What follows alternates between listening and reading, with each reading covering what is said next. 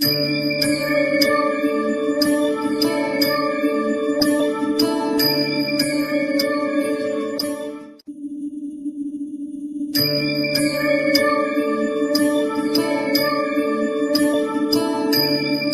स्वामी समर्थ. आराधना official चॅनलमध्ये आपलं स्वागत आहे. अक्षय तृतीया म्हणजे 3.5 मुहूर्तांपैकी एक असा स्वयंसिद्ध मुहूर्त. या दिवशी केलेल्या कोणत्याही शुभ कार्याचे फळ अक्षय राहते.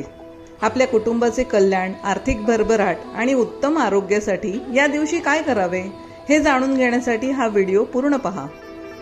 जर तुम्हाला आर्थिक अडचणींचा सामना करावा लागत असेल किंवा उत्पन्न वाढवायचे असेल तर अक्षय तृतीयेच्या दिवशी माता लक्ष्मीचे पूजन नक्की करा.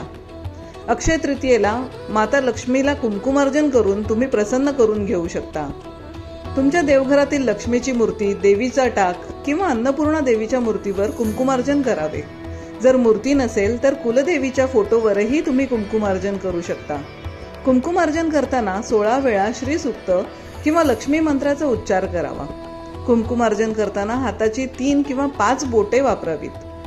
अक्षय तृतीयेच्या दिवशी ब्रह्मांडातील विष्णू आणि लक्ष्मी तत्व सक्रिय असते.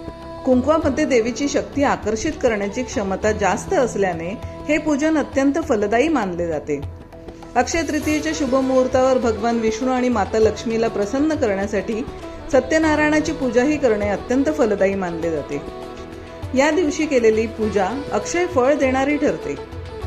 अक्षय तृतीयेच्या दिवशी काही कारणास्तव तुम्हाला वरील पूजांसाठी वेळ मिळाला नाही तर विष्णू सहस्त्रनामाचे पठण तरी आवर्जून करावे, ज्यामुळे घरातील सकारात्मक ऊर्जा टिकून राहते.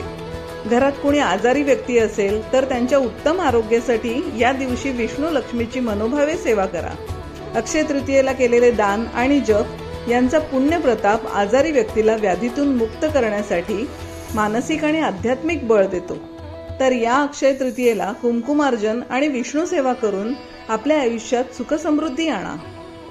ही माहिती तुम्हाला कशी वाटली कमेंट्समध्ये नक्की सांगा. अशाच आध्यात्मिक माहितीसाठी आराधना ऑफिशियल चॅनलला सबस्क्राईब करायला विसरू नका. हा व्हिडिओ आवडल्यास लाईक करा आणि तुमच्या मित्रपरिवारासह शेअर करा. अक्षय तृतीयेच्या तुम्हा सर्वांना खूप खूप शुभेच्छा.